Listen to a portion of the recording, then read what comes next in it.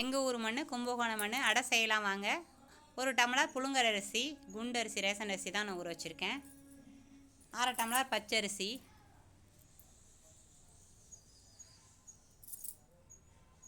அரை டம்ளர் கடலப்பருப்பு, அரை டம்ளர் துவரம் பருப்பு, ரெண்டும் சேர்ந்து ஒரு டம்ளர்.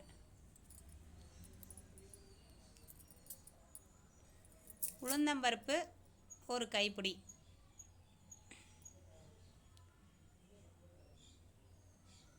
ஒரு 3 மணி நேரம் ஊற வச்சு அரைக்கக்குள்ள வரமிளகா ஒரு 4-5, கருவேப்பிலை ஒரு கைப்பிடி, மிளகு ஜீரகம் கொஞ்சம், இது எல்லாமே கல்லுப்பு கொஞ்சம் போட்டு எல்லாமே அரைச்சிப்போம். மிக்சிலே அரைச்சிக்கலாம். அரைச்சதுக்கப்புறம் ஒரு 1 hour ஊறினா போதும். ஊறினதுக்கப்புறம் மாவு புளிச்சிடு 1 hourலேயே போதும். கொஞ்சம் கொஞ்சம் கருவேப்பிலை மல்லி பிச்சு போட்டுக்கிட்டு, கொஞ்சம் மஞ்சள் பொடி, கொஞ்சம் பெருங்காயம்